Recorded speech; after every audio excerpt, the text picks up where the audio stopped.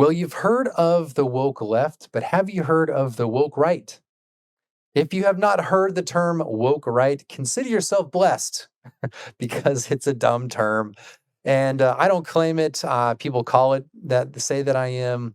And so this video is going to be me basically saying that I'm not woke right. Surprise, surprise.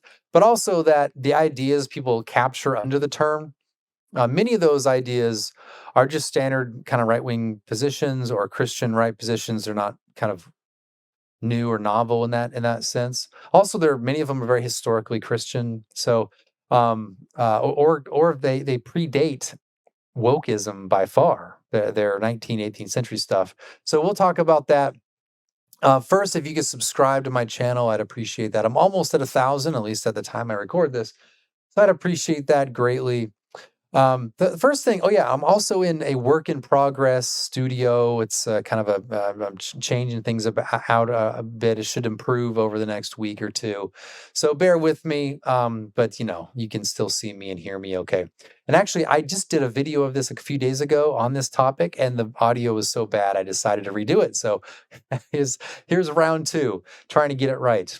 So hopefully you guys can hear me just fine. All my little indicators going, so it should be good. But yeah, welcome back. Let's see. Yeah, the first thing I want to talk about for the term. I'm not into like the denial game. You guys, one of the things that frustrates a lot of I think my critics, and maybe some people who are kind of on the fence about me, is I don't do the denial game. So people say, "Oh, why haven't you denounced kinism enough?" I mean, if you search kinism in like my Twitter, you'll see 2 or 3, 4 years ago I say I'm not a kinist, but I don't do the song and dance for critics. Like, "Oh, you're racist," and I'll go, "Oh, I'm not racist. How dare you say that? That's so offensive. I can't believe you said that." No, I don't do the song and dance.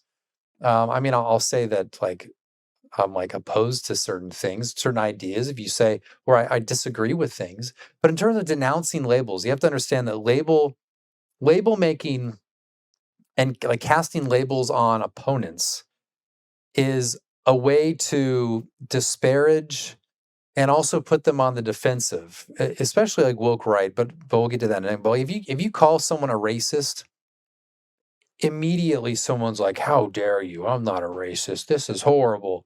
Right? It puts them on the defensive, even if it's a ridiculous accusation, even if the term doesn't mean anything any concretely or specifically, people will react in ways that that put you on the defensive. That's why people do that. Oh, that's right. Rah, rah, rah, rah."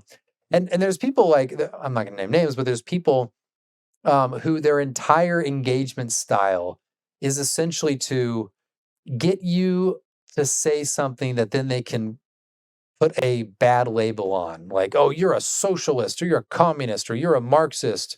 I mean, see critics like the reason why people want to say, they want to say like woke right is because then they can call you a Marxist. Oh, they're just Marxist. They're just right wing Marxists. And all these terms are scary, and they're all meaningless, and it's all stupid. But it works with like a type of low information crowd, and you have to keep in mind that some people's entire ministries are focused towards a type of low information crowd. And that's what they do. So it's Marxist, it's bad. And the one reason why people use woke right is that woke has, in the eye of a sort of normie person, a normal, average sort of church going person, woke is bad. Even if their politics is like vanilla conservatism, woke is bad. And so they're going to be anti woke. So you call something woke right. What do we call these people? What do we call Wolfe and CJ and Isker, and then American Reform? What do we call these people? Oh, it's going to be, let's call it woke right. And then you find similarities and like, oh, see, they're just woke and it's the same stuff and blah blah blah. And that's the tactic. So why am I doing this show today? I'm not doing it to deny that I'm woke or to deny that I'm woke right. I'm simply here, well, for a couple of reasons. One is to say that the term's stupid, just stupid. It is stupid even for the left. Like it's just a ghetto term. Like you guys realize that woke is just a ghetto term. Why would I adopt a ghetto term? I'm not going to adopt a ghetto term. Um, even if what they were describing are actually my views, I wouldn't then say, "Oh yeah, I guess I'm woke right then." Just utterly moronic all the way around. So yeah, I deny it simply because it's stupid. Even if it's a accurate, it captures accurately what I believe and other people around me believe. It's just still, of course, just a stupid moronic term and slightly offensive. Come on, do I look like a woke guy? Um, but anyway, let's get in. I'll start talking about this article. That There we go. All right, let me try to. A professional would have actually prepared this beforehand, but I'm not a professional. So, all right, let's go up. So this is the article by Neil Shenvi. There was talk of us getting into a debate, I guess. If hopefully you can see the letters, it doesn't probably matter at this point, but yeah. So that's the text called "What is Woke Right." Let me reduce something so you guys can see this a little better. Okay. Um, yeah. Where did the phrase come from? I guess it came from what's his name? Kevin DeYoung's review of my book. He called it right wing wokeness or something like that, which I just think is just pure ignorance, I guess. I don't know. And he also did, DeYoung described my book as apocalyptic vision for all of its vitriol towards the secular elites. I don't know where he's getting that vitriol. I don't know what vitriol really. I mean, I don't talk about that. I talk about like DeYoung's friends more than I talk about the elites. Borrows literally from the playbook of the left. He redefines, what was it? Redefines the nature of oppression as psychological oppression by reminding them that they're victims. First of all, I don't use the terminology of victims. I don't remind people, actually, you're a victim. This is what the right does not. I mean, we actually on the right, like the far, people call us far right, but on the right, we're actually pretty good at policing ourselves when it comes to, um, like policing ourselves in this kind of victimhood mentality. Because what victims do is they make a drama show, like a performance of their victimhood to try to get someone else to fix their problems. Like you can think of it just this dramatic display in the streets that people do, everything from like weird dances to like burning buildings down. Like that's all an appeal to someone. Oh, help us, poor us, we're oppressed. But we don't do that. That's victim. That's like victim performing. But to say that hey, oh yeah, by the way, like in corporations and in academia, um in bureaucracy, in government, that there's anti-white discrimination. That's just an objective fact. So if you want to say victim as in a subject or a person who has received unjust treatment, then if you want to define that as victim, okay, yeah, then they're victims. But it's different than the way the left does victimhood. The way the left does victimhood is a sort of performance for it's like it's the same thing like the civil rights movement, like the MLK version was kind of like appealing to a sort of white sentiment in order to get the Civil Rights Act and other things kicked off. It was like this dramatic appeal outwardly, but that's not something the right has ever called for, and that's partly because we know that that's just not the sort of thing white people do. White people don't do that in public. So when we say that we're victims, we're saying no, like we need to fix it. Like no one's coming to help you. This is why I said this in my book, which is again I said this directly. In fact, Neil actually cites it, which is the actual opposite of what the sort of woke do. And I say like later on we'll see that I tell young white men, I was like, essentially no one's coming to help. Like it's you need to sort this stuff out or we do. But that's not like the way the woke operate is that you need to kind of be dramatic and get appeal to the sensibilities of the ruling class so you can get free stuff. Like that's essentially what it is. But that's not at all what. So anyway, that's just on the word victim. um, yeah, redefines nature of oppression as psychological oppression. Well, one of the interesting things about this is that the counter Enlightenment guys in the 19th century, like the De Meister, the Louis de Bonald, and others, you can see this recognition that under liberalism, it does shift to a type of psychological pressure. So in this way, I think the left is right, and you can see it in Tocqueville. I mean, look at Tocqueville's view of the majoritarian opinion in his book *Democracy in America*. He says that, like, essentially in status of equality and this idea of freedom of speech, in the end, you have the dominance of this sort of majoritarian opinion that tends to norm behavior or norm ways of thinking. Right. So that's just historical fact. And also, is it false to say, I mean, you can say oppression. I don't really talk in terms of psychological oppression.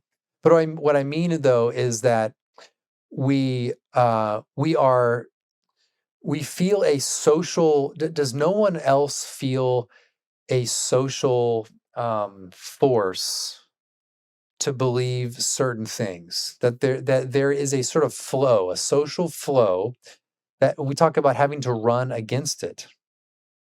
Like, you are free under the First Amendment to be anti-gay, anti-trans, anti all that stuff.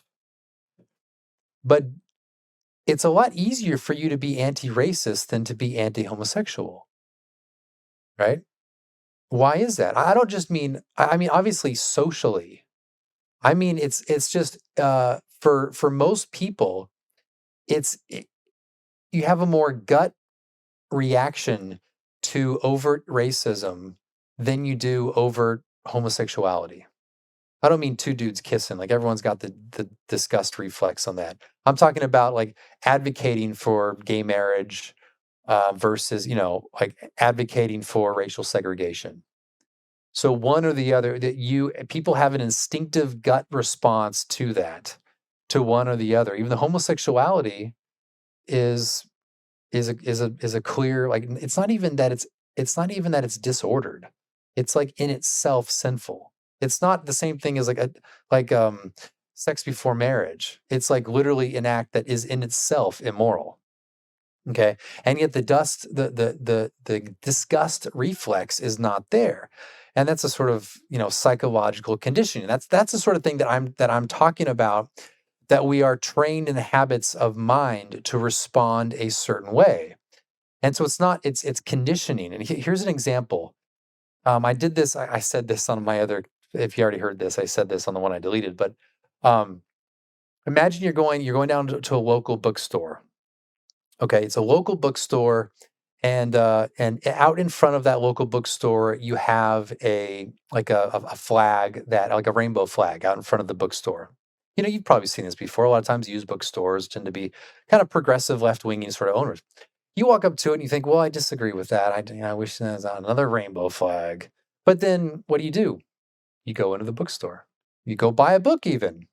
Now, I'm not saying all of you would do that, but I'm saying that most Christians, like, let's say your normie or your average Christian, would just walk in and say, "Okay, I don't agree with this, but at the same time, I'm not going to I'm not going to avoid the place." Now, instead of that, think of that there's a Confederate flag. You're walking along and there's a Confederate flag in front of the used bookstore you intend to go to. Now, someone like me, and probably a lot of people in my audience, would be like, "Whoa, let's go in and see what's going on there." That's bold, right? But your average Christian, my guess would be disgusted by it. Like, let's say it's not, like, deep the heart of Georgia. I'm talking about, let's say it's in, like, New Jersey, and you look at that and you're like, I mean, it's weird, but at the same time, you think, "That guy's racist. I'm not going in there." And you might even write a review and say, "That guy had a Confederate. He's a racist." The average Christian would have a disgust reflex towards that flag and that bookshop and that owner, far different, far to a much larger degree than someone with the rainbow flag. Now, why is that? Now, I would say that is a type of oppression. Now, regardless of what you think about the Confederate flag, it's not like a neo-Confederacy advocacy account, or nor am I. Never even talked about that before. But why is it there's that lopsided view? Well, it's because that our conditioning, our psychologically conditioned, we are conditioned to we can intellectually resist the social flow or the social opinion, the majority kind of prevailing view. We can intellectually resist, "I disagree with this." But then it's a lot harder to have that disgust reflex, because that's determined largely by society. It doesn't matter if you have a gospel culture at church. It doesn't matter what it is. We are so enmeshed in society with the majoritarian opinion that's how we are psychologically going to react to these different phenomena, social phenomena we see in the world. Now, that like in my example is may not be perfect, but it could be like in terms of like oppression. But you can see though that something we should be disgusted towards is actually we're conditioned to just kind of tolerate and not do anything about it. And it takes an intellectual effort to say I disagree with that. Interesting thing about a lot of evangelical people is it seems that one of the first things that once they kind of deconstruct their faith, one of the first things that they do is to say, is to essentially apologize to homosexuals or LGBTQ plus. That's one of the first things they do. It's almost as if it's like they feel it so deeply that something has gone, that they're wrong on something. But then once they have that intellectual barrier, because Christianity is an intellectual barrier on all those things because it's clear in scripture that it's wrong.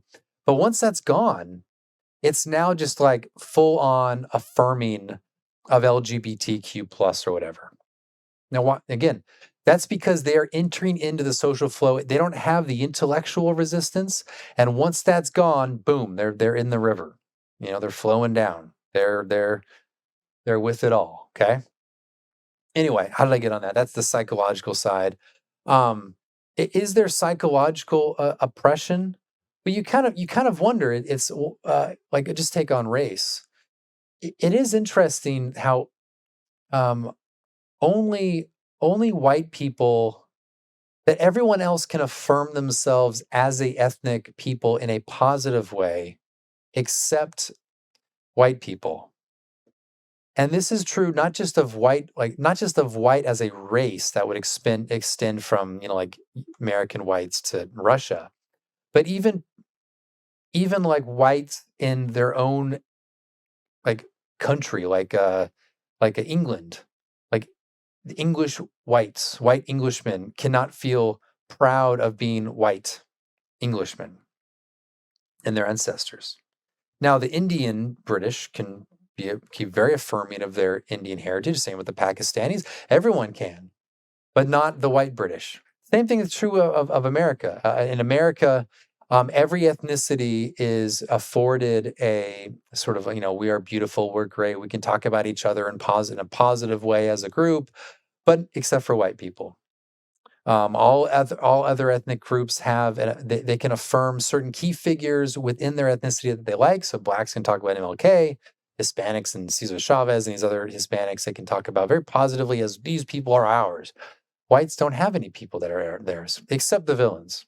So are the only people white people can identify with in any close sense are going to be the bad guys. We have to identify somehow. Every white people has to identify with Hitler in some sense. Or with like Jefferson Davis, or with even someone like Thomas Jefferson when he's cast as the villain. All these people we have to identify with the villains. So the point being is that is this not and this is affirmed just psychologically. Like you can't you'll talk to someone and if you talk to like a normie sort of person and you say something like, is it okay to say black is beautiful? That's the first question. Say, oh yeah, that's, of course, black, people can say black is beautiful. Now, is it okay to say white is beautiful? They would freak out, say, the cognitive dissonance is there. But the moment the cognitive dissonance is revealed psychologically, then you enter the rhetoric to squash the dissonance, which would be racist, that's bad, blah, blah, blah. And they'd probably want to end the conversation. Or they'd come up with some sort of post hoc explanation for it. The same thing with like, hey, what if he did Wakanda story, but you included like a multiracial cast in which some people in Wakanda were white inexplicably, and some were black. Well, you couldn't do that. But replacing Ariel with a black girl is completely fine. Now, all this stuff is contradictory, but it's psychologically assumed and upheld. You ask someone, is it okay they replaced Ariel with a black girl? And what would you say? Like, oh, of course, because it was just a story, it's a mermaid and all that, blah, blah, blah. Okay. Even though, of course, ancestrally, but anyway. but it's well, that's okay. But then you say, okay, replace the Wakanda girl with a white girl. They freak out. So, but the point being is that you can have a state in which there are you affirm you apply the same in the same situation, you apply it differently in contradictory ways, and you affirm those both in very sincere ways. So the question is like, is that oppression? Well, I would say what that means really is that I mean, I can go into, I don't want to go into that too much, but it's for a subject for a different video. But the point is like that could be you could see that as a type of it could lead to actions in which you not necessarily are that you could be oppressed or that you could lose your country or displaced or whatever because you're not allowed to have a people in place while everyone else actually is, and that's exactly what has happened in the last several decades. So can you talk of in terms of a psychological state that could lead to a sort of oppression? Of course you can. Of course you can. I mean, the old Marxists in a way were right in this. Like we have an ideology in liberalism from the 19th century that everyone is free and equal, and we can enter the workplace and the marketplace as equals. And so when you go to apply for a job in which you sell your labor to an employer, you enter into a contract, a labor contract, and you are both on the contract, just different, agent one, agent two, and then you sign it and you're all equal. Everyone's equal. So the ideology, on the surface, it looks like everyone's just free and they're just exchanging, doing contracts as free independent persons. But is that actually the case? Isn't it the case that typically the employer has more power over the employees? Isn't that typically the case? The employer needs the employees, but the employee needs the money. And so the left, and this is not just the left, they, I mean, you can yeah, they saw this relationship and they said there are underlying power dynamics here, and this is why they start the unions. This is why you have unions, because when you have collective bargaining, the workers then can collectivize their power and use it as a force against the employers to maintain workers' rights. Now, I'm not advocating for unions. I understand the critiques on both sides.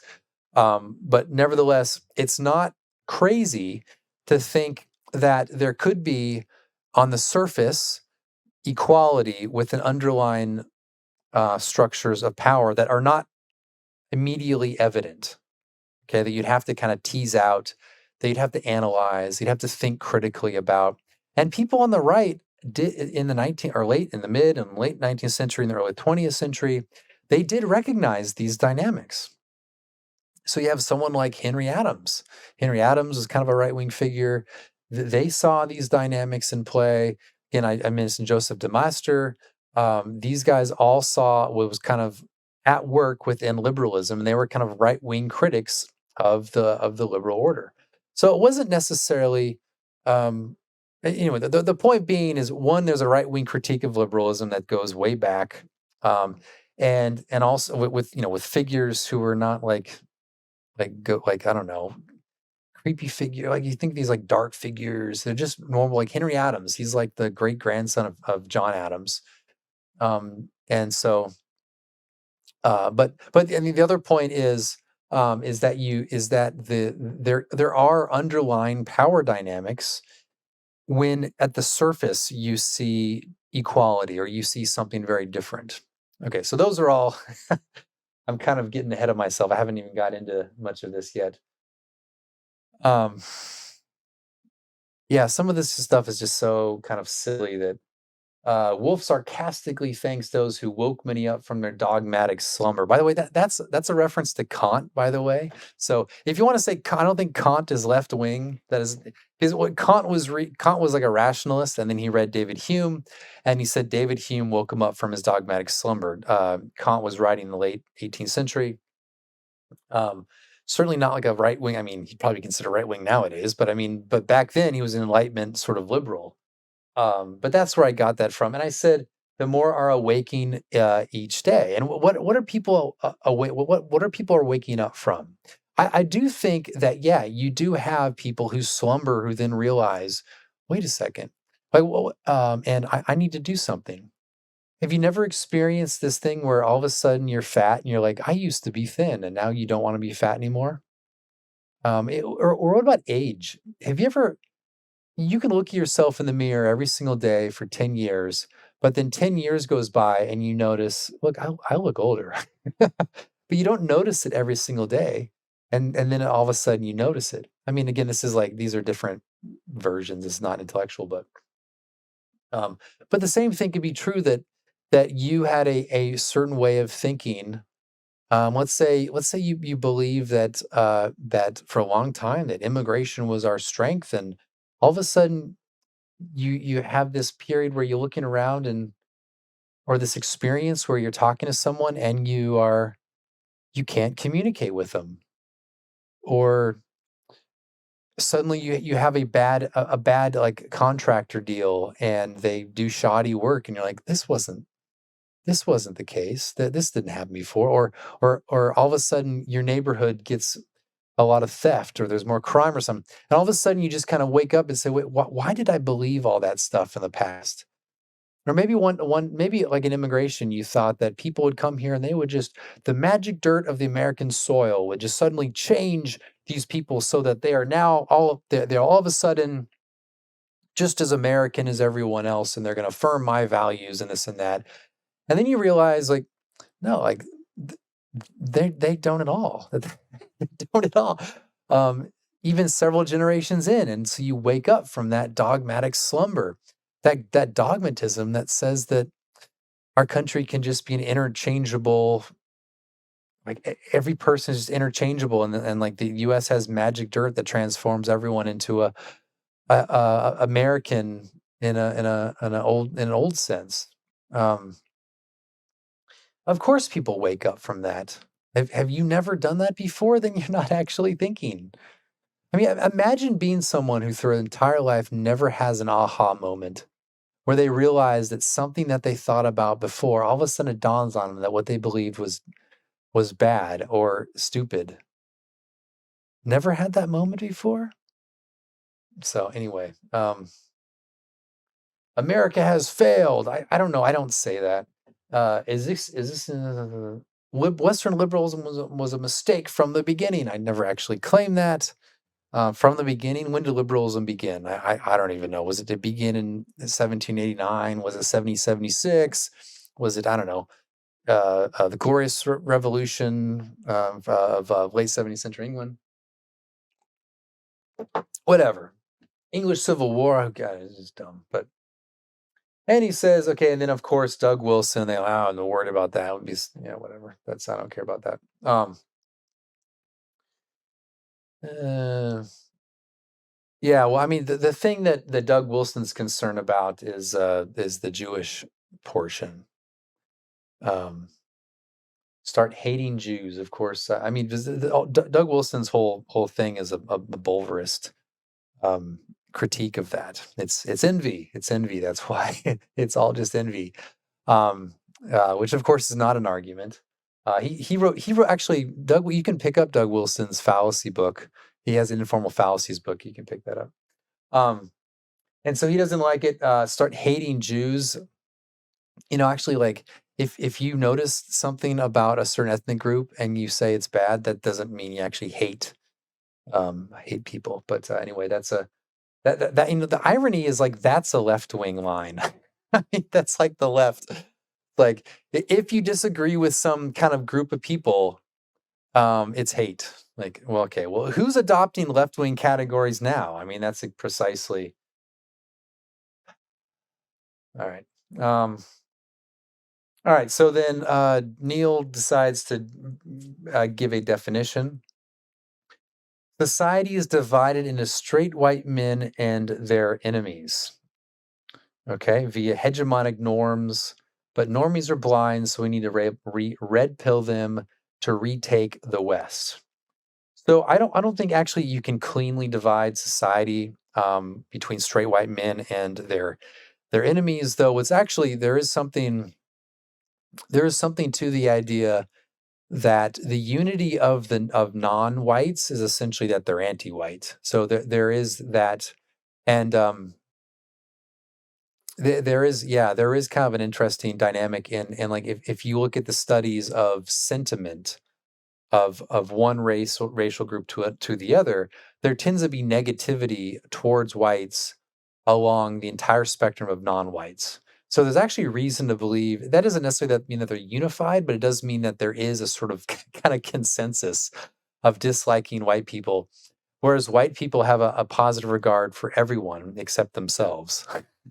So talk about psychological oppression. You guys ever see that video? What was that video of like, can you be proud to be certain? Like people, you have different people, different races, and they ask, can you be proud to be black? And everyone says yes. And can you be proud to be white? And everyone says no, except one guy's like halfway and unsure. It's the same dynamic just playing out. Talk about like psychological oppression. Like, well, what is that?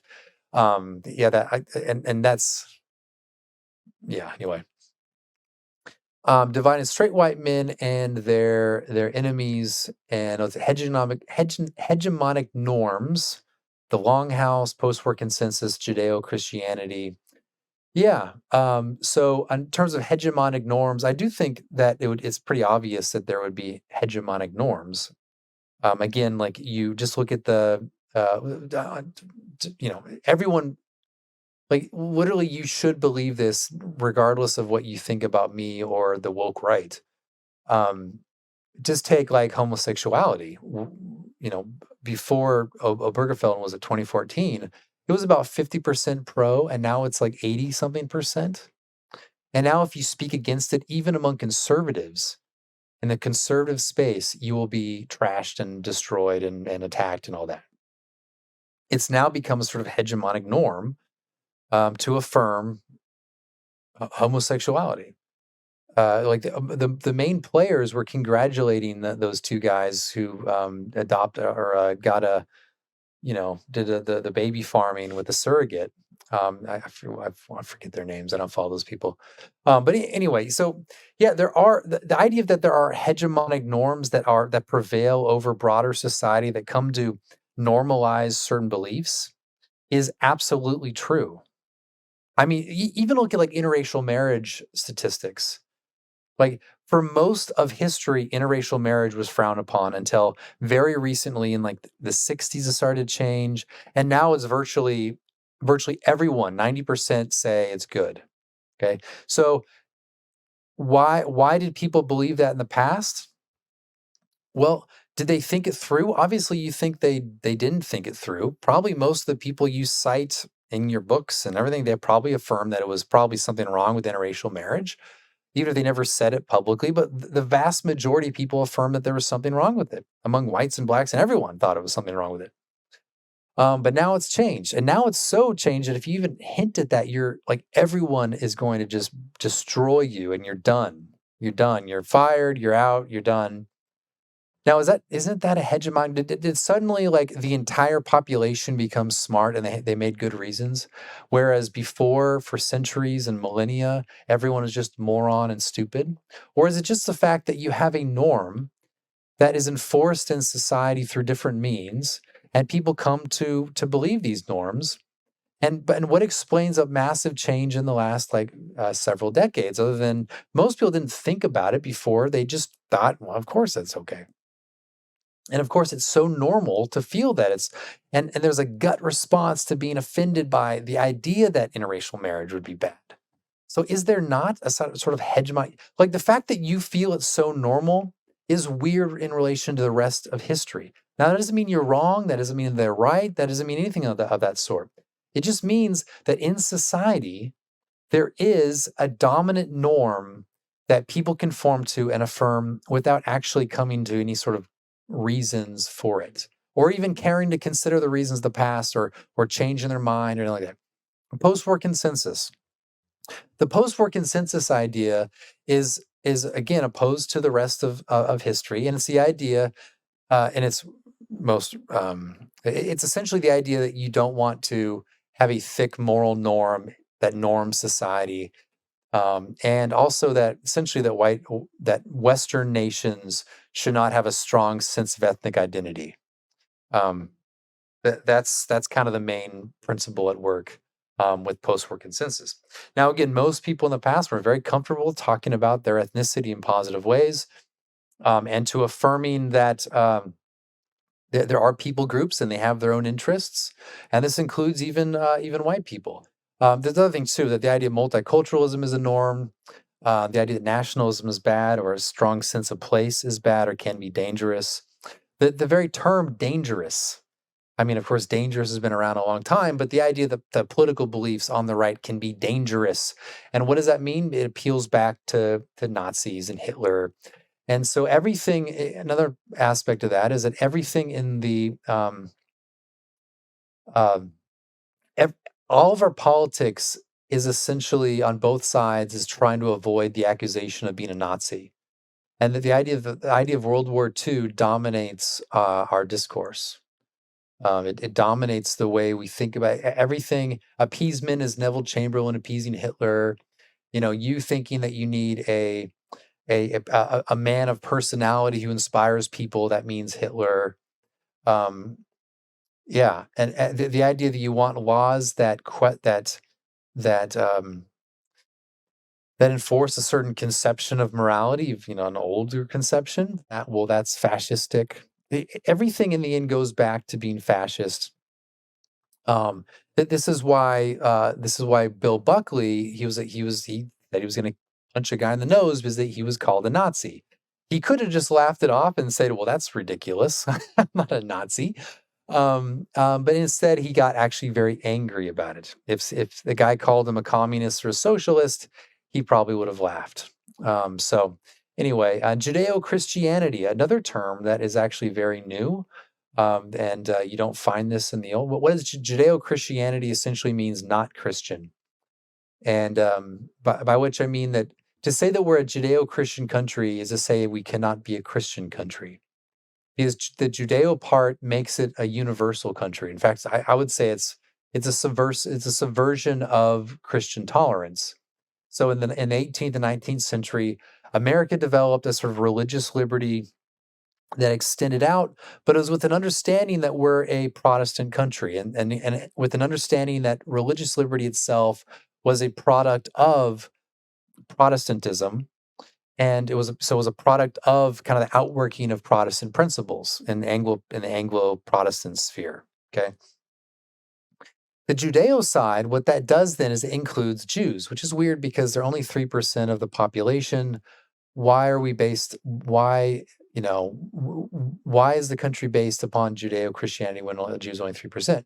But what it means then is because Jews are not Christian, that means that your country is cannot be explicitly Christian because that would exclude the Jews. That would mean that you can't that if you have a Christian school, if you wanted a Christian school, you can't have a Christian school because then Jews would not be as would feel second class. And so that's what Judeo-Christianity means. The reason why I'd say that is a sort of hegemonic norm is the moment I say I want a Christian country, what do people say? What do people say when I say I want a Christian? They say, "Well, what about Jews?" And not even the Jews. They say, "Well, what about people who are not Christian?" That's the first thing they say.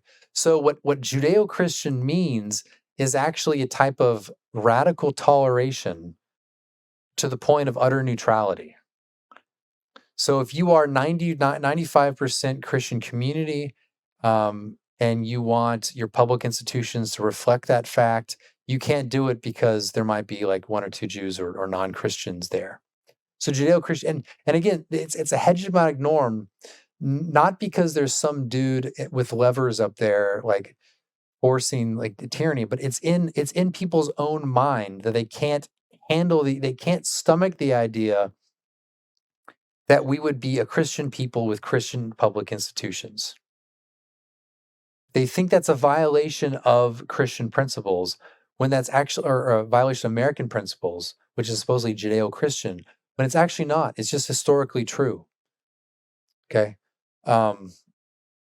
Yeah. So yeah, I So hegemonic norms, it's just absolutely true. Whenever you feel like something is utterly normal, but without thinking, without you haven't really thought about it, but also that it violates what most people believed in all of history, that's likely due to some kind of socialization or um that like why yeah again why do masses of the mass of people believe a certain thing. This goes back to Tocqueville's idea of the majority opinion. Like that's another kind of hegemonic norm, that and he was certainly no leftist. The idea that you know you actually do have a type of conform like the majority and in democracy and in states of equality you have a majoritarian impulse or belief that enforces conformity to certain beliefs. That was his position, and I think that's generally true. Um, so yeah, so it's just obvious, and in a way, this is actually kind of good because most people imagine if every single person had to decide for himself every single thing that they believe utterly according to reason and them thinking it through, or whether it's from reading the Bible or from studying the thing, nature around them, they wouldn't be able to do it. Um, and so that actually, in a way, having a sort of social norm that is communicated is actually a good thing. Another thing of like a hegemonic norm doesn't have to be an idea; it could be an action. So it could be certain manners. In the U.S., we tend to smile a lot. We tend when we bump into someone, we say we're sorry. Like just take our kids. Like when our kids do something accidentally to someone else, um, we say, "Oh, you have to say I'm sorry to them." Right? But then they'll reply. Every single one's always replied, "But it wasn't my fault. It was an accident. Why do I have to say?" It's like, well, it's just polite to do. And like, so they. And what do you do if someone like if it's the other person's fault and they bump into you, let's say like a grocery store or whatever, you both say, "I'm sorry." Now, what is that? That is a habituated norm that we've created over society, and now we all do it. It's a matter of manners. Okay.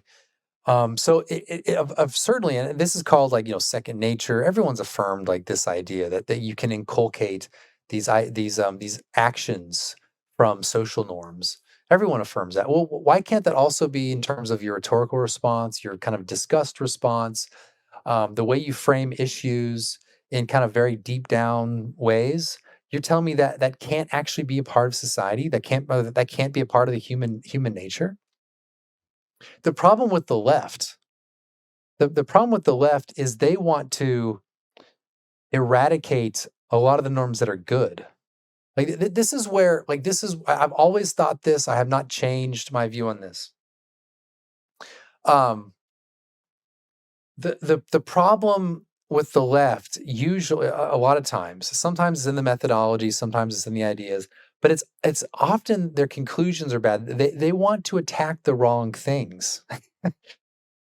They want to attack the patriarchy. Okay.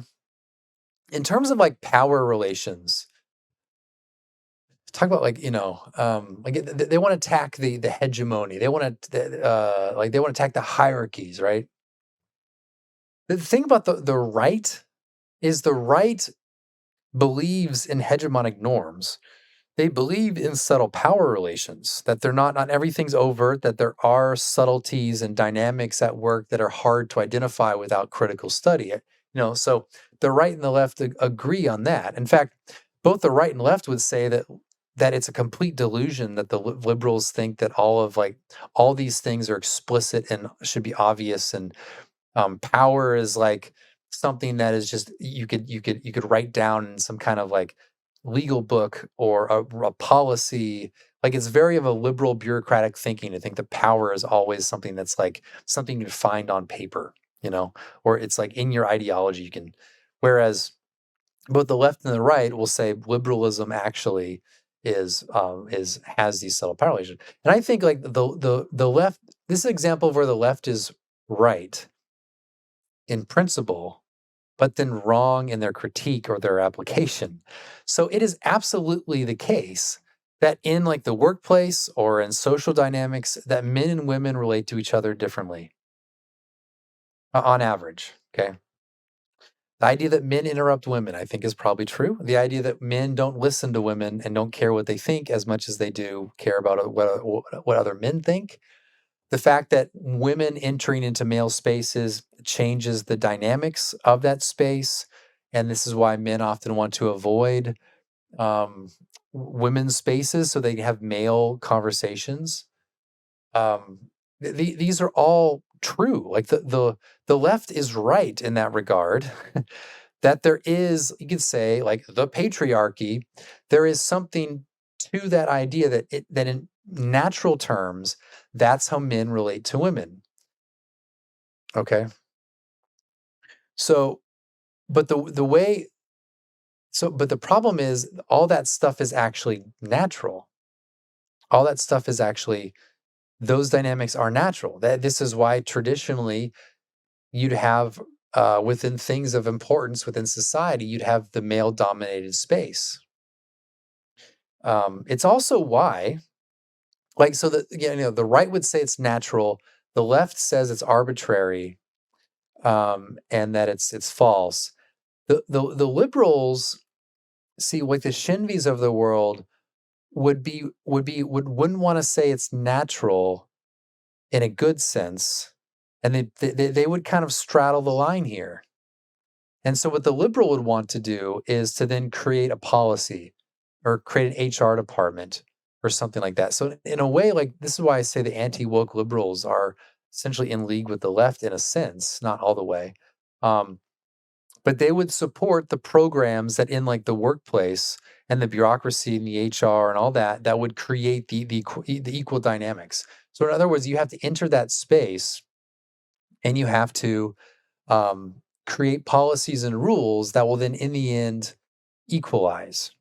You essentially eliminate the patriarchy. So I would guess that like a Neil Shinvi would say, okay, when you find those like gender dynamics in spaces, that's because of sin. So the men who would treat women differently, or the men who want to kind of group amongst themselves and exclude women to get things done, or the men who would rise to the top because they're better at hierarchy formation, all that stuff is just something to be dealt with. It's actually sin. They're neglecting the women around them. It's sinful, whatever. And so you do is he would support, I'm assuming, support creating a policy. So that's the entrance of bureaucracy. Whereas the right would say that actually all those dynamics are natural and good. And the problem is that the women are in the spaces. That's what the right would say. Yeah, and that's so again, like the right is affirming nature, the goodness of nature, and the goodness of these power dynamics. So the right would say that that these power dynamics exist and they're good, or they can be poorly applied, but they're good in principle. The left would say that they are utterly arbitrary and need to be utterly eliminated, whereas liberals would say that they're actually these dynamics, if they exist at all, are bad and should be managed. Okay, so that's the difference. All right, keep going. The normies are blind. They need to be red pilled. The normies are blind. I already talked about the idea of a um, the idea that you have. I got the sun right behind me. Okay. The that someone can be. I don't use the term of being blind, but you can be. And if you've never experienced like again like an awakening of ideas, and you realize that things you were doing or saying or believing were actually false, but they seem so utterly normal to you. If you've never had that experience, I'm sorry, I don't know what to do. You're just you're forever going to be a normie. I guess I wonder if like this is Neil the way Neil thinks. I don't know. I don't know. Like honestly, it's crazy. Like have you never experienced this time where you were blind to something you do or think or say, and then you realize I thought that was so normal and obvious, but man, that's just not true at all. I fear. I mean, I think my guess is that most people, not most people, but a lot of people have never had that experience. But if you haven't had that experience, you need to wake up and, and actually be a little more critical. Now, don't go crazy and believe stupid things, um, but you shouldn't be in the intellectual space. Um, Yeah, okay. I mean, let's say that you grew up as a typical normie evangelical with the light shows and the fancy stage and the drum set, and then you realize that seems so normal and obvious. This is worship. I'm doing you have a worship pastor, and it might be a woman or something up there. Get the drummer just like, yeah. But then you realize one day you're like, man, actually worship should be reverent. That it shouldn't involve all this nonsense. And like you can understand still in a way why people would find that attractive and normal, but then you come to realization that no, actually that what seems normal to your average evangelical actually is not good. And it's a bad way of thinking about worship. My guess is a lot of people watching this ad actually did have that very simple. That is an example of that. You were blind. Like, have you ever talked with someone? Like, if you've had that experience and then you talk to someone and you try to explain, like, look, worship should be reverent. Here's the idea of an order of worship. It should make sense. It has a process to it. It has theological meaning behind it. And that person just, no interest at all. Not even to think about what you're saying because it seems so normal to some dude just like beating on the drums in the back, or he's like, playing the you go to that church that's still playing the 90s song with his electric drum set. Um, if you've experienced it, that's the experience of talking to someone who's essentially blind to yeah, but I don't use the term blind. We need to red pill them. Well, the idea of red pilling, I don't usually use red pill or the pill language very much, but it is the idea of slowly bringing someone to see something. I remember, like, I had one of these experiences was with me on understanding the racial dynamics I talked about earlier. Was like, wait a second. So all these people can affirm that they have a people in place, but I can't. And I have described to myself as a group only negative qualities because I'm white, but I can't ascribe to myself any positive qualities as being a white, old stock American. I can't identify with people in the Mayflower. I can't identify exclusively with people in the founding because I literally, my answers go literally all the way back to like New England Mayflower, all the way back, and even back into like English Civil War. I mean, not English, but like into all yeah, like into all the events of the 17th century, all of that stuff. But I can't identify with that in an exclusive sense. Yeah, anyway, that was like a wake up moment of wait a second, and psychologically I can't do it. Like if I want to talk about, like, just notice this. Here's another sign of psychology. This is actually in a way psychological oppression. If you're talking about a subject that's like socially naughty, I don't mean weird sex stuff, like race. If you're talking about weird, like naughty stuff about race or ethnicity or immigrants or something like that, and you're just with a friend out in the woods, no one I know, or you're out sitting on a deck and you're drinking a beer and you're talking out loud. If you bring that stuff up, what do? You're talking quieter all of a sudden. All of a sudden, you're talking really quiet like this, and you don't want anyone to hear. The birds might hear. The dog right there might hear you talking naughty thoughts. That's what happens. It's a psychological habituated response that society has put within you. Now, Neil probably likes that idea. Like, oh, you're talking about naughty stuff. You should be quiet, even if no one's listening. Well, but if you like that, that's what I'm talking about.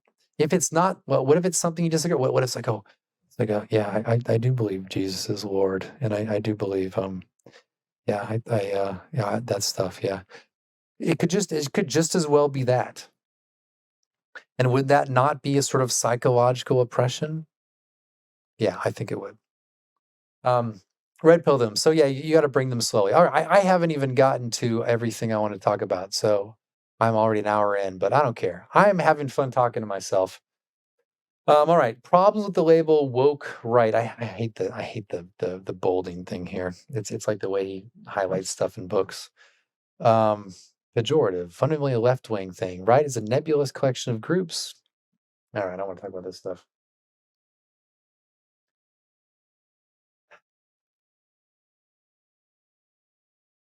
What do we got here? White fragility, examples of woke right. Robin DiAngelo. I don't want to. All right, then he starts quoting me. This is fun. He quotes like CJ Angle. I don't want to. No, that's someone else. All right. Every step of progress is overcoming you. Ask yourself, what sort of villain does each event of progress have in common? The straight white male. That is the chief outgroup of New America, the embodiment of regression and oppression. Well, Neil, that's actually true.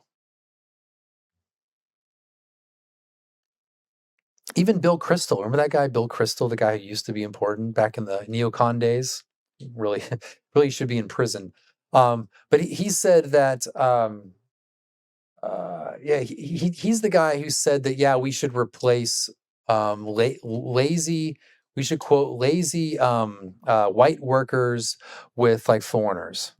So yeah, I mean that's the idea that they are the chief outgroup of New America. That's even a neoconservative guy. So what's the point? What's the point I'm making here?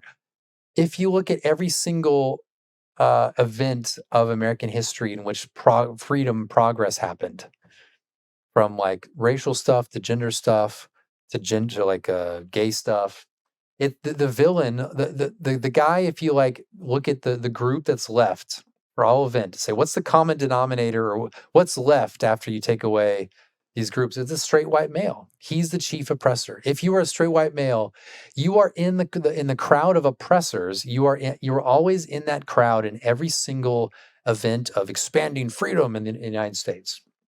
This is absolutely truth. And if we're going to expand freedom further, let's say it's like racial or ethnic or whatever, guess what? You're still the villain. You are the villain of American history. Even though your ancestors literally settled, founded, built this country, you are the villain. And the way the conservatives kind of avoid this thing is, well, we might be the villain, but we're also the heroes. We died in the Civil War, and some of us marched next to MLK and all that. So it's all stupid. But anyway, then we live in a under gynocracy, a rule by women. Yeah, I mean, what's interesting is, well, I'm not going to try to prove it, but why is that necessarily false? Why is that an example of like a woke right thing? Right? I think Neil would affirm that you can have a sort of patriarchal system. Why couldn't you have a gynocratic system? Or I mean, let's think of like in a home. Wouldn't Neil also think that in homes the woman could be in charge, even if like they affirm complementarianism? Like in effect, and the way the things go, like when the kids look to the mom and not the dad for whether they can do something. Okay. You hear this all the time from men kind of struggling to take charge of their home. It's this idea that the kids look to the mom to see, well, can I actually do that? Well, what's going on there? You ask everyone, so who's in charge? They might say dad, or they might say, yeah, my husband's in charge. But in the end, I guess who are they looking to for? So is that not a female led, even though on the surface it's not?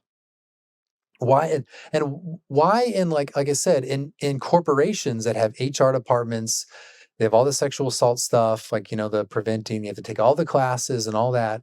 What is that except applying is essentially pathologizing the way that men do things in the workplace.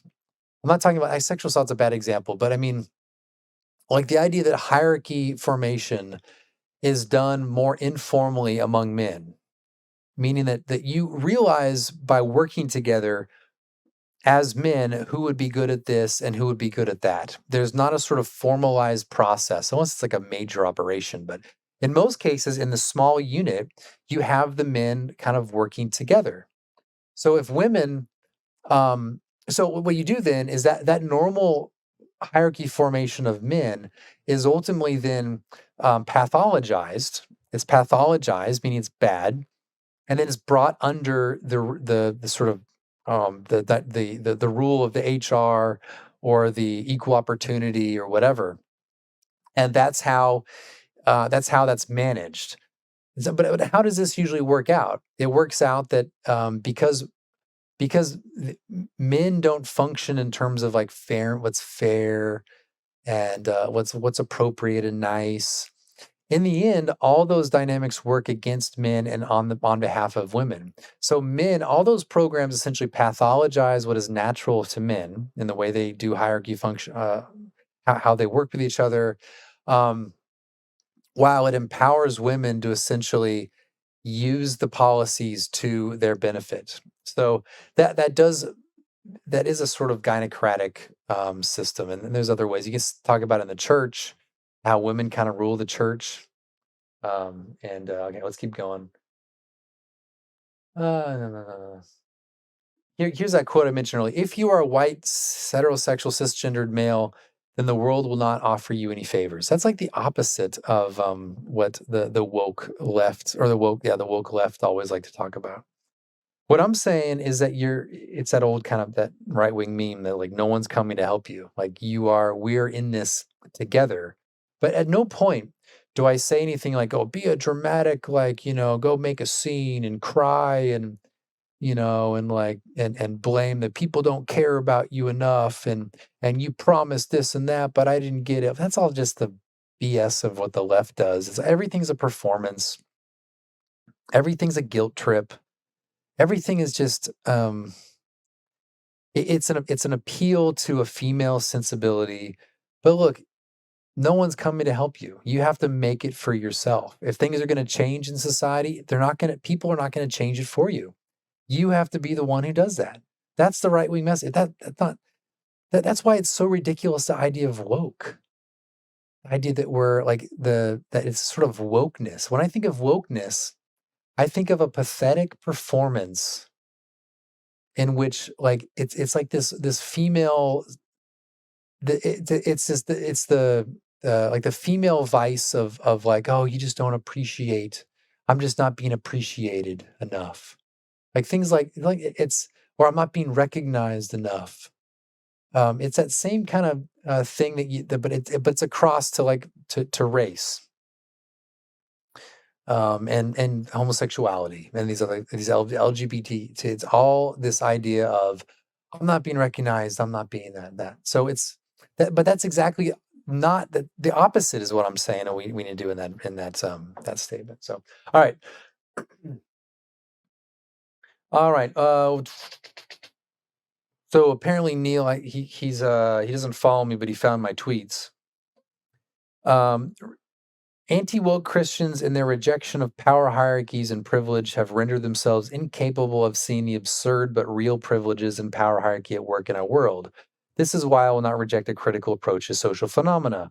There are subtle hierarchies of power, some natural and proper, others artificial and absurd. Well, of course, as I've already explained, there are natural hierarchies. That is a basic principle of the right going back, well, this is not just a principle of the right. This is just the most historical view going back to, I don't know, Plato, and beyond him, of course, going all the way to Homer. So there are natural hierarchies, and within those hierarchies will be subtle dynamics, like in the gender dynamics. Of course, there will be. You're saying there's not? But that's my point, is that when you see these gender dynamics, um, they can be that you can affirm them as good, or you can bureaucratize them. But what I'm saying absurd but real are where you have like bureaucratized gynocracy, like that sort of thing that you can have, and others would be natural. So if men lead if you don't have the bureaucratic regulations in like a corporate room, a corporation, you're going to see, generally speaking, men rise to the top through their own hierarchy formation. So we live in liberal hegemony. Well, of course we do. We live in a liberal age where we believe inequality is true. We believe that anyone can come here and suddenly become just one of us and become a good Westerner. Um, we believe that everyone should have equal opportunity, equal chance in life. Um, so of course, we believe all those things. That's liberal hegemony. We believe that they're all free and independent. and equal. We can all decide for ourselves just as well as anyone else, the meaning of our existence. So of course we are liberal. I mean, you the average person believes that the society should not be ordered according to some sort of thick conception of virtue. Most people believe that in the past. Even like the founders, 19th century Americans, early 20th century Americans, all believed that there needs to be some kind of thick conception of virtue or goodness, and society and civil power and everyone should be ordered, at least in part, to that. But now, after World War II, because we're Judeo Christian and other things, we cannot have a thick moral norm that is enacted in society or in social customs. But in fact, we actually do, and that's one of the problems of I don't want to get into that, but of course we have a liberal hegemony. To say we don't is just simply not thinking clearly. Our social world runs on subtle power relations. Well, of course it does. Of course it does. Isn't that glance that people would give you of like, that's not right, or how dare you do that? Isn't that a sign of power, right?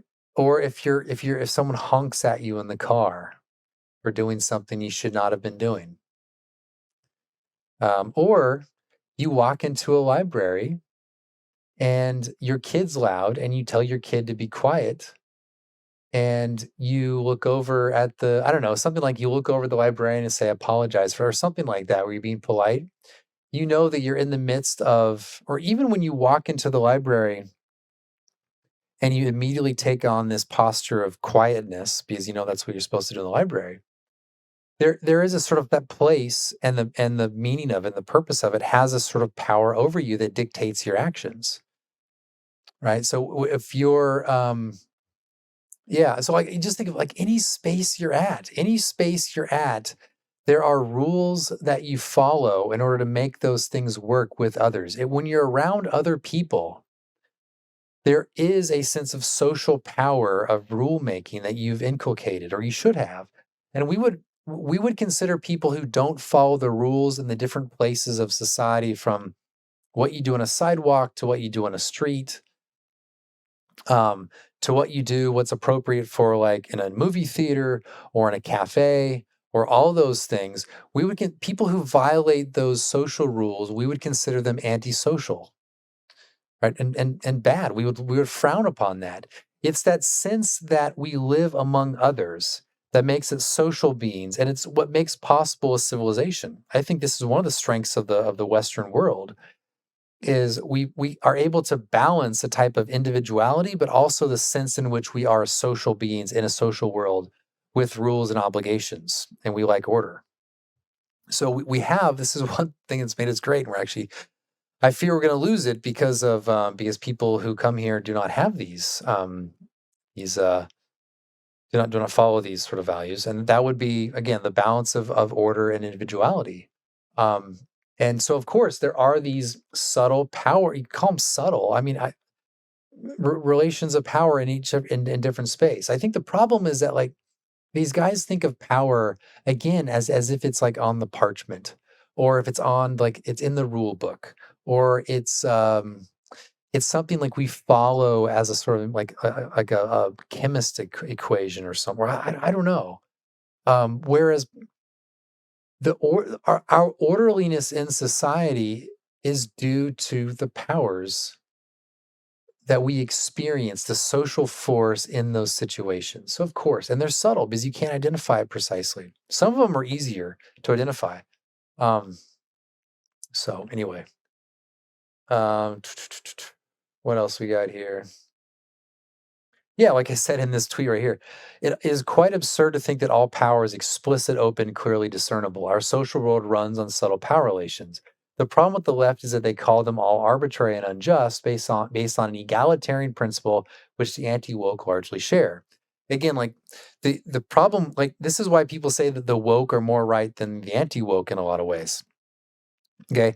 Because the woke are identifying actual power structures in the world that govern the way we act and behave. And if you reflect upon it, you look around, you'll say, yeah, like if you just think very consciously of what you're doing when you're in public, why you're doing it, not why you're doing it, just that you're doing things. Um, and you know the appropriateness or the of the actions, that's all because you have been brought into a social world where there are rules. And if there's rules, there's a rule maker and there's an enforcer. What is that rule? The enforcer? It's that guy who looks at you funny. Or it's the fact that you we conceal rule breaking with usually manners like apologizing. Like again, if you're in the grocery store and you actually bump into someone, yeah, you're not supposed to bump into people in a grocery store. But then the rules, the breaking of the rule is softened through the manners. That's one of the reasons why we have those sorts of manners. But there is a rule and a force and a power, and people would not look kindly upon a guy who would just go around bumping into people. The same thing with like even like lines, joining a line. Let's say you're at the grocery store and you're in a line.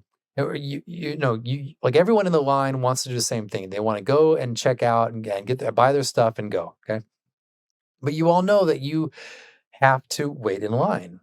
Um, your kids have to learn this. Like, no, you have to wait. Like, if they're toddlers, you only got to wait in line. But we do this. We wait in line not because we're conscious of the rule, but because we know that that is proper. And in the moment when someone violates that rule, everyone looks at him, and then people look at each other. Like, let's say there's some guy that just like walks up and blatantly violates the rule. What are you doing in that situation? You're all kind of like, that's not right. You can't do that. That's not how we do things. You can't do it. That's breaking the rules. We don't even know the rule exists until someone breaks it. That's what makes it explicit. But the power is still behind that power of that glance, of that gaze upon that. And then of course you can say something to the guy, you get some authority. Nevertheless, there is that power kind of in the background saying, like, you actually have to wait in line. So of course, like this is why I think like I'm trying to explain this to people that this is like this is the critical approach. Like just a critical approach, getting behind and reflecting on even the most mundane things. If you don't do this, you're not a critical thinker. I don't mean critical thinking like the stupid stuff you learn in freshman college. I mean critical thinker as in taking even the most mundane things you do in life and asking questions about it. Now you might find it weird. This is the sort of thing I do. And actually, if you do this, honestly, if you do this, it will. If you do this without the stupid left wing lens of being like critical, as in like critiquing, as in like a negative critique. If you do this just as to try to understand, it'll kind of radically change. You'll have a sort of wake, like when we talk about waking, it's that like it's you looking at waiting in line and reflecting on the dynamics of something as mundane as that. That it is actually people waiting in line, even when it's a long line. It's an example of civilization. It's pro-social behavior, right? It's also very rational. I mean, you can talk about it. If no one followed that rule, you wouldn't actually accomplish the end at all. But it's a very kind of rational behavior, but it's also deeply learned and kind of taken a second age. Anyway, I didn't expect to be talking about rule following the entire time. But let's keep going on here. Hopefully that so reflect on these different things that you're part of. Then they started talking about Isker's book a little bit here. I'll let them respond to their own stuff. Indeed, it is a war on whites. Well, like Neil, if it is or it isn't, is a matter of debate. But certainly, if there was, you would say, a war on blacks in the 19th century, in the early 20th century, in the mid 20th century. So, what is that woke to say that's true? And do you not believe that there could actually be systems in place? Because I think that my understanding is Neil does believe that there can be a type of systemic discrimination. This is one thing interesting about the woke, the anti woke liberal. is they end up actually agreeing with a lot of what the woke are saying.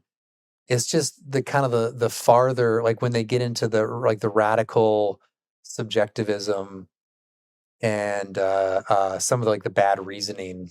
But anyway, if there's a war on whites is a question of policy, or no, it's a question to be analyzed. It's either true or false.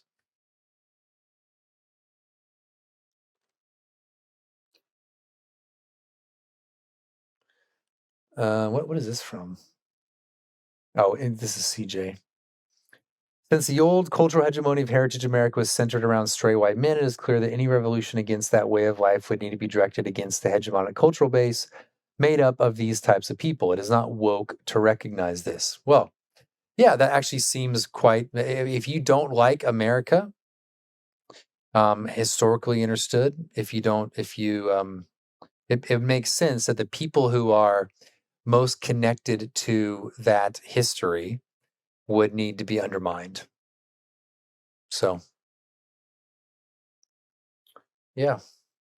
And again, it's like one of the things you have to realize about the way Neil often argues is that he doesn't refute the positions, and except that when he does, it's usually very simplistic. It's often very kind of biblicist. It's not usually well reasoned, and it often misses the point. Check out I think the previous video to this one was a video I did on like ethnic. It was on like a Shin vegan ethnicity, which is actually from this. It's a reaction to the second part of this article, where I kind of just I go through my position, and I think the mic worked on that one. So you can check out that one. Um, yeah.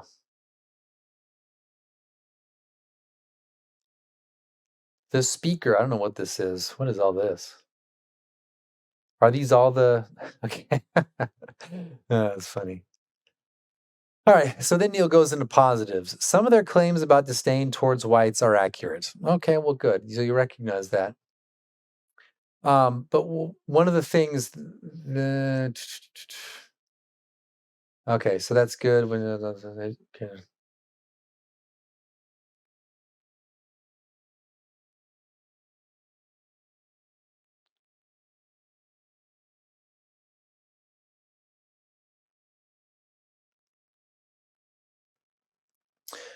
All right, it does affect young ones of them as racial suicide and global Jewish conspiracies. Recognize that there's a backstory behind the angst of every racist 4chan edgelord. Yeah, this is I mean, Neil likes to talk about being reasonable, but again, he's adopting Doug Wilson's positioning, his bulverism. So essentially just blame it on some bad experience, which is interesting. Does that really work on me? I guess you could dive into my past and maybe he experienced something weird when he grew up with loving parents. Maybe it's because he was an atheist for a couple years. Maybe he became a Christian. Maybe it's because he lives out in the woods in a property that he loves. Maybe it's who knows what is in Wolf's past. That must really bother the people, though. Do you think that bothers the people that how like how utterly normal and like and generally successful I am, and have 4 kids, happily married? I mean, anyway, I just wonder if that bothers people.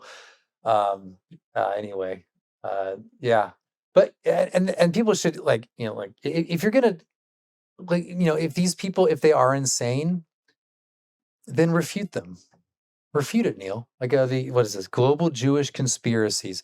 Find the best version of some global Jewish conspiracy theory and steelman it, Neil. Steelman that version to the best you can, and then systematically and analytically refute it. Or let's say, like, take the claim that like Jews were involved in the pornography, or and still are in the pornography industry, and promoted it.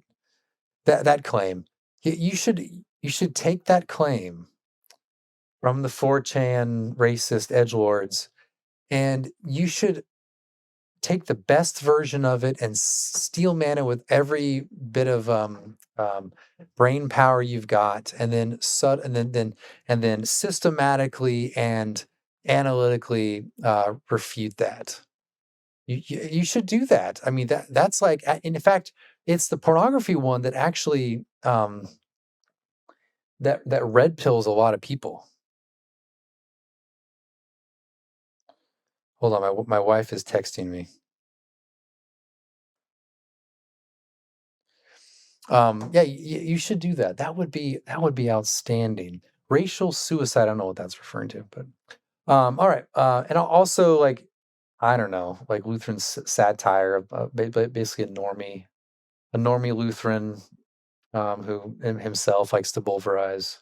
Anyway, woke rights helps us interrogate the biblical basis for our beliefs. Yeah. Neil in his Bible. What's hilarious is when like I can cite like every single famous person in the history of of Christianity on my side, but it's Neil in his Bible, and therefore it's wrong. Not only it's wrong, it's unhealthy and dangerous. Hey, Neil, everyone believed it. Like Chrysostom, Calvin, Rutherford, Aquinas. Let's even Occam said it. Oh man. Let's see where do we keep going on this. They all said it, but it's Neil in his Bible. Neil in his Bible. That's it. So anyway, uh, the woke right is post-liberal. Yeah, whatever. Post-liberal is gay. Too many of us, myself included, feel that we must at all times act as inoffensively as possible to non-Christians, and if we fail to do so, we're harming our witnesses. Incorrect. Okay, whatever. The dangers of the woke. It's always the danger. It's a dangerous thing. Yeah, well, it's dangerous. It's dangerous to affirm what almost everyone believed until the post-war consensus. Critical theories conceptually the hegemonic power is incorrect because it ignores context. The problem, one of the problems I think with Neil's conception, well, I guess this will get into later. But if you have, okay, I understand Neil's critique here. He's basically saying that just because there's disparities or problem in like one area of society doesn't mean it's like hegemonic. Okay. I don't know. It seems to me though, like if we're talking about anti-white stuff, it seems to me that in academia, in the corporations, in the bureaucracy, in the government, among politicians, even people who are like filling the stage in T4G and Gospel Coalition, you know, they're all saying the same things to different degrees. It's just different kind of like, audiences. Is it not the case that essentially that what we're talking about is just thoroughly embedded in the principle we call the principal part or the highest, the powers of our society are all on one side? It's one thing to say like, yeah, you have this or that, but I mean, the absurdity of the woke position, the absurdity of like the of left wing wokeness, is the fact that everybody is on their side who, from media, Hollywood, academia, government, the church, everyone's on their side, and yes, and yet they can't fix any of the problems. It's like hundreds of billions of dollars spent to try to fix the problems that woke identify, all the rules, all the discrimination against white men, all of that, and can't fix the problem. That's the absurdity of the woke position. Is that literally everyone's on your side. But but because everyone's on the woke left side, that means they have to discriminate against the opposite of that, which is a straight white male. It's true in corporations. It's certainly true in college admissions. It's true in academia. They get around these things. Well, do they have diverse experiences and do they study like, black post-colonial theory? Like, okay, well, you think a white guy like me is going to study that? No, I'm going to study like something important, like, some classic text or some body of, anyway. Um, so yeah, it's the wokeness is absurd principally. I mean, there's things that are absurd like the subjectivism and other things. Um, it's absurd because it's identifying disparities that massive amounts of power and authority and money have tried to solve but can't and will never. That's why it's absurd.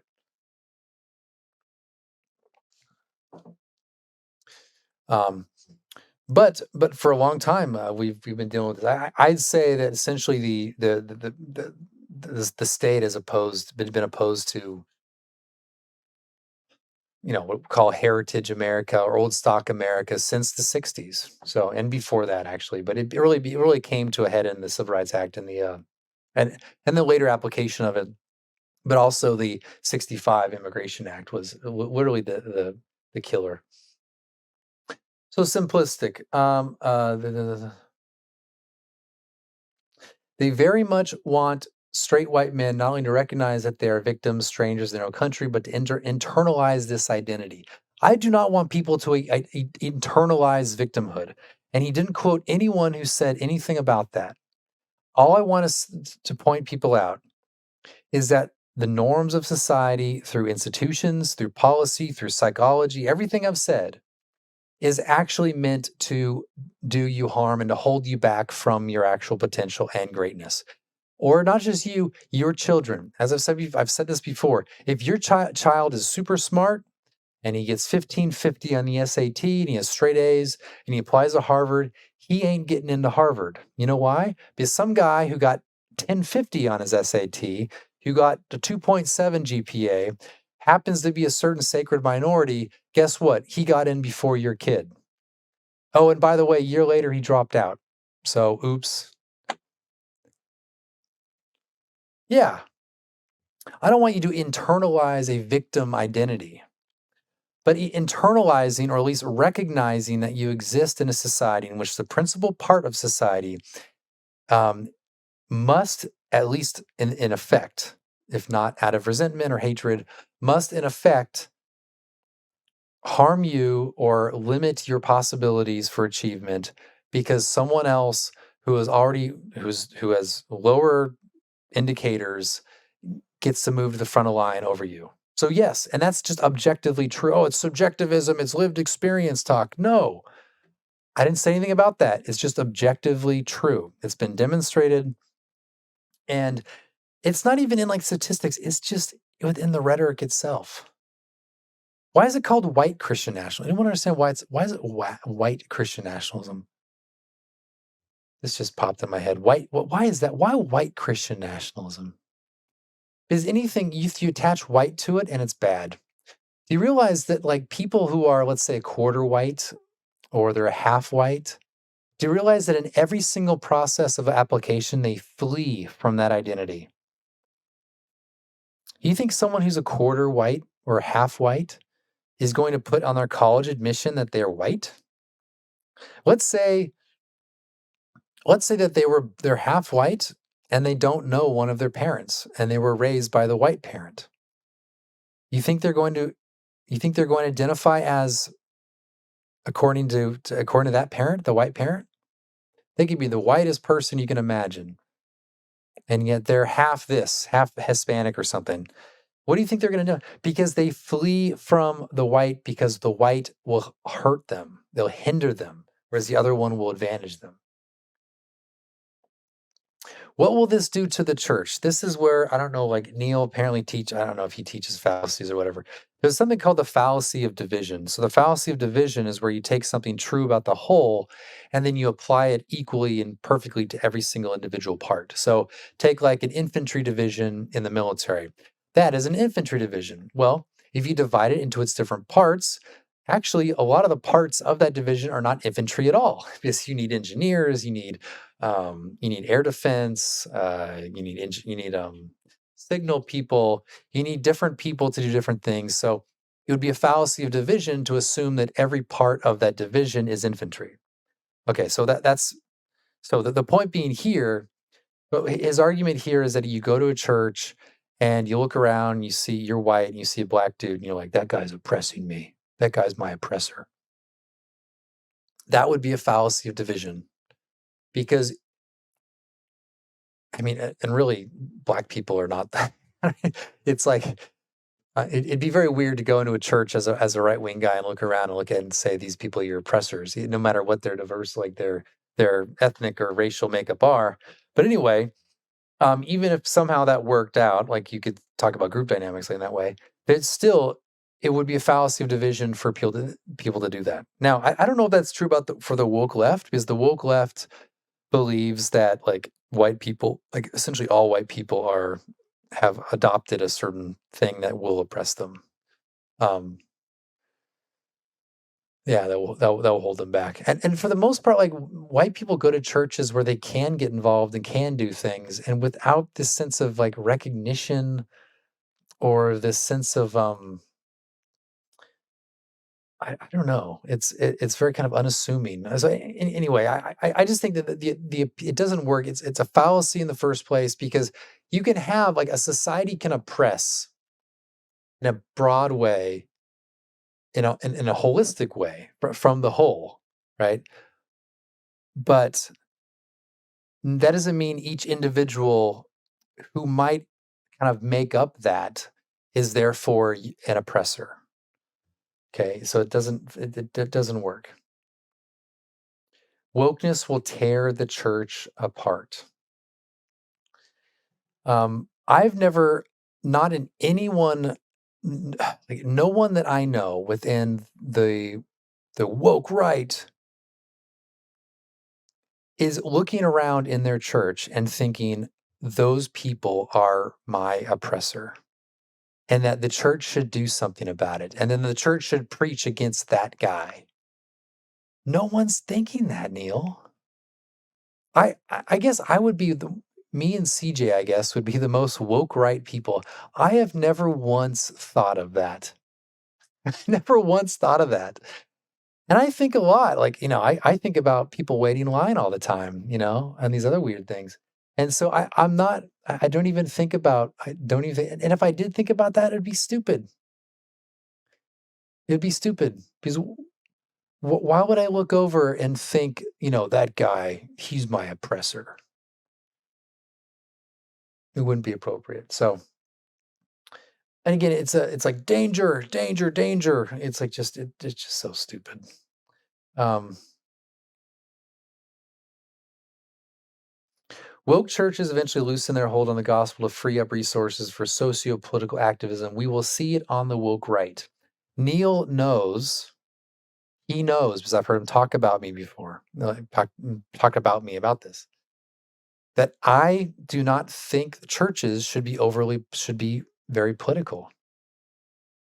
Um, Even the people who do believe it should be more political than I believe, they don't think they should start calling out like the liberal hegemony, and these kind of topics because it would ultimately be, yeah, unhelpful and simplistic. Unhelpful meaning it wouldn't actually communicate the ideas. It would just end up harming the ideas. This is the one of the problems of the woke. Like they can identify genuine problems, but then it's so simplistic in a preaching format that they would actually do more harm than good. So even me in principle would not affirm it. He knows that. He should have put that in there. And I don't think like CJ's called for that, or like Andrew Isker is like a pastor. I'm sure he calls out Trash World from that, but in terms of like doing this critical theory from this just well, the thing is like like my whole point, and I've said this from like in the book and forever, is that the point of all of this, the point of Christian nationalism is not, it's not an end in itself. The point of Christian nationalism is creating conditions, outward conditions that are conducive for conversion. It's not the gospel is not Christian nationalism. Christian nationalism is not the gospel. But Christian nationalism is designed is the idea is that it would create outward conditions conducive so that the gospel would flourish. Just like you create outward conditions in your home such that it would flourish among your children. Same idea. Okay. Um, and so that means pointing people to the church. But anyway, I'm getting distracted. Critical consciousness. In practice, these assumptions make appeals to reason, logic, or scripture nearly impossible because they require us to see through people's arguments to discover the real reasons they're making particular claims. Now, there's a couple things here.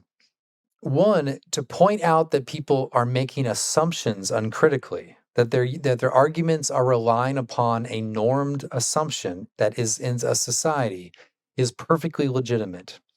To say you believe that because you're affirming, say, the post-war consensus, and by which I mean X, X, Y, Z, is to simply say that your argument works because it relies upon this assumption that, oh, by the way, I think is false. That's a perfectly legitimate way to do reasoning. And so it is a sort of critical consciousness. If you don't realize what you're assuming, and I say most likely, or I'm very confident you're assuming a certain premise that is actually um, essentially the norm of society, like this idea that universalism, that like to take like the America was founded to be a multi-ethnic, multi-racial, multi this and that sort of society. And so you thinking that there's this like heritage America and old stock America and that matters, that's just bad. That's un-American.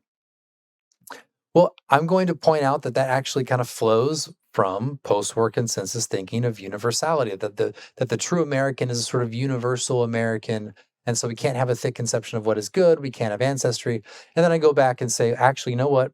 You're assuming a sort of universality that was actually rejected in kind of in its totality, or it was balanced with particularity in the 19th century and among the founders. I've talked about this before. I won't go into it again. Um, that's perfectly legitimate. I also, it's one thing to talk to an individual. Okay, it's one thing to talk to an individual and say your position is false because you've just bought into the gynocracy. It's another thing to it's a different thing to say that this prevailing view in society is prevailing because it's part of a on people by society. So to talk about a widespread belief and critique it in that sense is different than actually talking to individuals in kind of a dialogue. So that's all. Again, I would say it's very legitimate to do the former, which is to talk about society. Because again, most people were not reasoned into a lot of their positions. Okay, a lot of times their reasons for a position is actually post hoc, meaning you call them out and say, "Well, why do you believe that?" And they're like, they don't know what to say because they never actually thought about it. And that's not necessarily bad. I just again, I want to point out that like this is another right wing thing where it's not bad that the average person doesn't have reasons for their position because most people are average. Like they're average, and even the smartest people don't have good reasons for a lot of things that they do or believe, and that's just because there's got to believe a lot of things. Anyway, that's my reply to that. I love how he brings these in. These are some of my favorite posts on Twitter. How convenient for us that the gospel inaugurated a political project so consistent with the unrestricted labor flow preferences of global neoliberalism. How convenient for you that the gospel inaugurated a social project so similar to your early 21st century egalitarian ideology. What am I doing there? I mean, what's fun, it's not a refuting the position. It is a sort of red pill action, though, in the sense of like, wait a second. Someone says like, I believe these Christian political views are true. And it just happens to fit perfectly with like your priors and it fits well with like, it's like, oh, you just happen to fit perfectly. Like the gospel mandates that you believe exactly what Reagan said. It's like, really? I don't know. Like I think like maybe what Reagan said is true, but I wouldn't make it like this is what the Christian position is. I'd say, well, yeah, I think because of economics and this and that.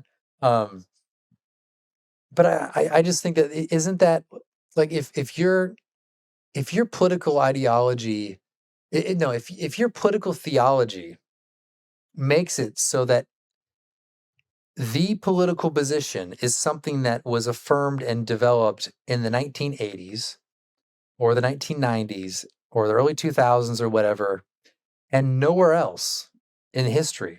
I just think it's probably unlikely that it's true.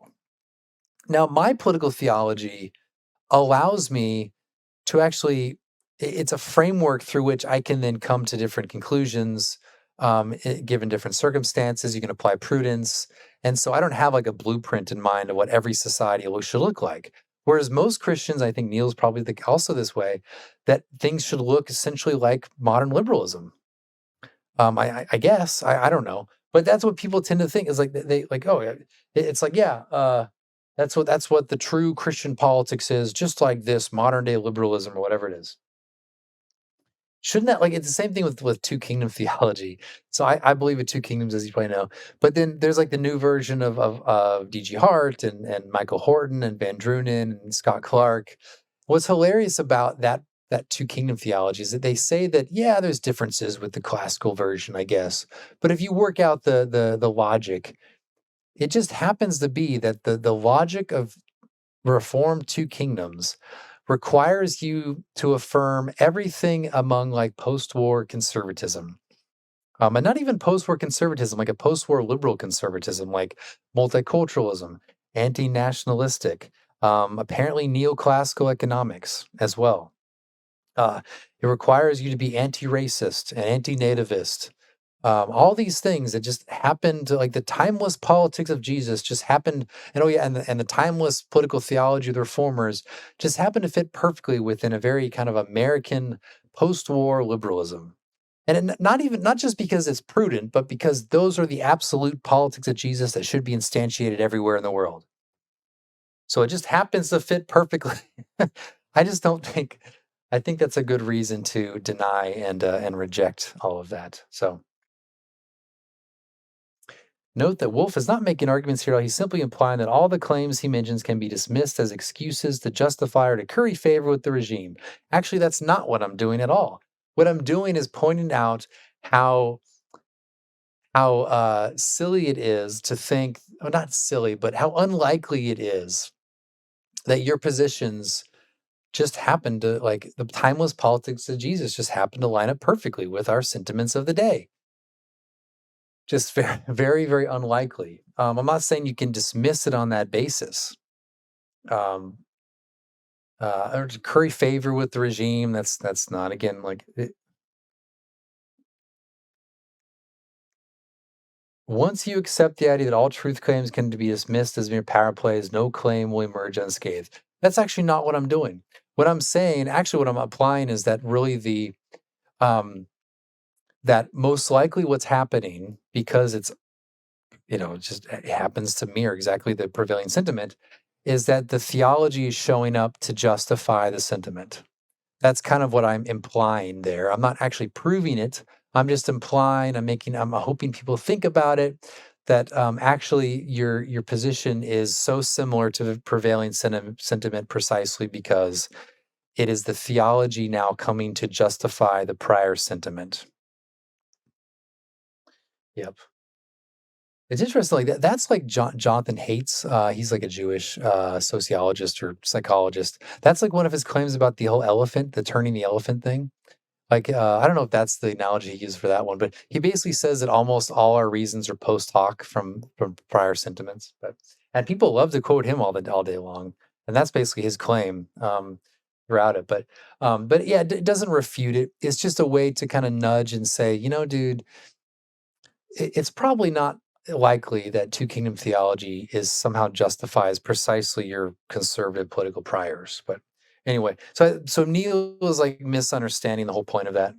I do not believe that truth claims can be dismissed as power plays, but I do believe, and I think this is entirely reasonable, that truth claims can be the sort of claims that work to justify prior sentiments, um, rather yeah, that the basically the grounding of it is you to come up with the theology or the philosophy to justify the prior sentiments. Um, and then you present them as truth claims, which I think makes them very suspect. If your sentiments are very particular to a group, to a time and a place, and they are opposed to the rest of history for the most part, and then you produce the theology that demands everyone, it's a universalistic idea or ideology or theology that then demands that everyone have those same sentiments. then I think the likelihood of those that idea being true is very unlikely, and it should cause people to reflect. Does not refute. I agree with Neil on that. It does, though, raise questions. I think that's perfectly legitimate. Fake and gay interpretation of the Bible. This way of thinking is corrosive anti-knowledge. Actually, if you understand what I'm saying, Neil, it's actually probably a good way for you to spur you on to knowledge. So Neil seems to me the kind of guy who does believe in post-war consensus interpretations, and my guess is that he is that a lot of his thinking in this area is essentially his thinking justifying the sentiments. Now, I could be wrong about that. That doesn't make it necessarily wrong or false or what he believes, but it does lead me to cast it as suspect. And in fact, I would say that my positions and CJ's positions are not only historical to the world, but also historical to America itself. Whereas there's these positions that, those are all considered dangerous. But what Neil does not consider dangerous are the positions of what post-war conservatism. But not only that, but also way up into our era now. It's actually not corrosive and anti-knowledge.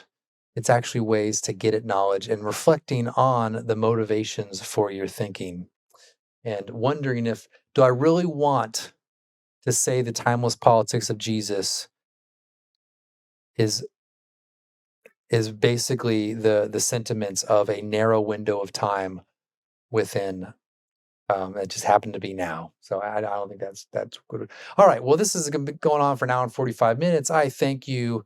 In conclusion, I do not like the term woke right. I think it should not be used by anyone. I haven't seen anyone use it. I don't think anyone should use it, whether critics or if you are on the Christian right. It's a stupid term to begin with, and no one claims it. I do not believe that we are. So I don't believe that we are woke. In that the overlap is not significant to justify the wokeness, the woke label.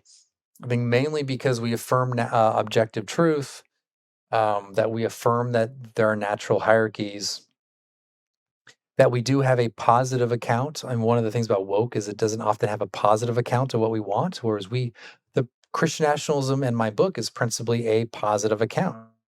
It is not a negative critique. It involves a critique because in order to get the positive, the explicit positive, it'll take a critique of negative. But at the same time, it's again a positive account.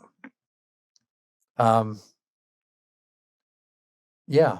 And a lot of the positions or the things that actually what they say fall under the woke right label are not actually entirely false. And when clarified, they are very reasonable. Some of what Neil said here is false. His interpretations are false. But since he quoted me and called it woke right, I'm going to defend what I said. But at the same time, it is not. It's just basic. You could call it. I don't like post. It's not post liberalism. I don't like that. It's just. It would be a sort of anti liberalism in a way, anti modern liberalism. Anyway, I'm just rambling on. We'll just end it there. If you have any questions, put them below in the comments. Again, please subscribe, and I can maybe follow up if there's any kind of good questions from there. All right. So thank you, and I'll see you guys next time.